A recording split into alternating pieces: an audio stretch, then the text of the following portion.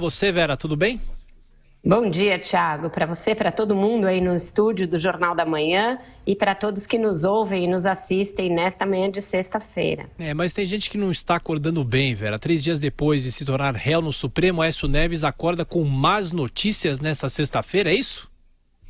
É isso sim, Thiago. Veja que o ex-presidente Fernando Henrique Cardoso deu uma entrevista hoje ao jornal Estado de São Paulo, em que vai na mesma linha do ex-governador Geraldo Alckmin. Diz que Aécio deveria olhar e pensar 2 vezes antes de ser candidato, que as lideranças políticas do PSDB certamente vão chegar para ele e falar que não é recomendável que ele seja candidato e que isso vai ser discutido. Ele diz que ele não acha bom para a democracia, enfim, que não fica feliz. Não é bom para a democracia, que ele não fica feliz com a condenação do ex-presidente Lula, da mesma maneira não fica feliz com a decisão que tornou Aécio Neves réu, mas que decisão judicial não se pode discutir. Diferentemente do PT, o PSDB tem adotado esse discurso em relação a Aécio Neves, o que o deixa bem mais fragilizado. Além disso, tem outras más notícias para ele nos jornais de hoje. O ex-ministro da Justiça, deputado Osmar Serralho, confirma que foi pressionado por Aécio Neves para nomear um delegado do seu agrado para conduzir investigações. Diz que essa pressão partiu não só do Aécio, mas também do ex-presidente do Senado, Renan Calheiros. E, por fim, Joesley Batista entregou um aditamento da sua delação à Procuradoria-Geral da República, em que diz que pagou mesada mensal para Aécio Neves de 50 mil por meio de uma empresa da família, a Rádio da Família. Então, são 3 notícias que vão robustecendo aí as acusações contra Aécio e enfraquecendo politicamente a situação do senador, Thiago. Pois é, e politicamente também se discute bastante essa questão se ele será ou não candidato. Como é que está isso, Vera? Pois é, Joseval, quando o ex-governador, atual senador Antônio Anastasia, venceu uma decisão pessoal de não ser candidato e aceitou, em nome do partido, em nome do grupo político, ser candidato novamente ao governo, ele impôs como condição que Aécio não fosse candidato ao Senado por Minas.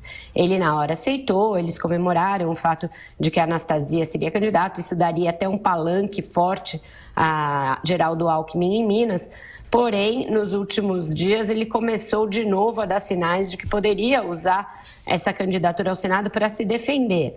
Diante da decisão do Supremo que o tornou réu efetivamente, essa possibilidade dele ser candidato voltou a se enfraquecer e, portanto, isso está em discussão em Minas. Com a volta de Anastasia, que estava no Japão, numa viagem do Senado, isso vai voltar a ser tratado e eles querem que ele venha finalmente a público dizer que não vai ser candidato ao Senado e que vai se dedicar a se defender, etc. Eles acham que se o Supremo derrubar efetivamente o foro privilegiado na próxima semana, isso facilita as negociações, porque aí, de qualquer maneira, as investigações sobre Aécio Neves tendem a descer e ele não vai querer mais ter um mandato, disputar um mandato, de forma a manter o foro.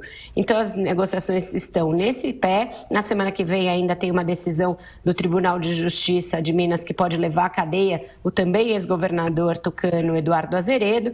Então, tudo isso está em discussão no PSDB. Eles sabem que, assim como o PT, vão enfrentar uma eleição bastante difícil em Minas, com muitas acusações de corrupção no palanque. Mas será que ele não sai para federal, lá em Minas?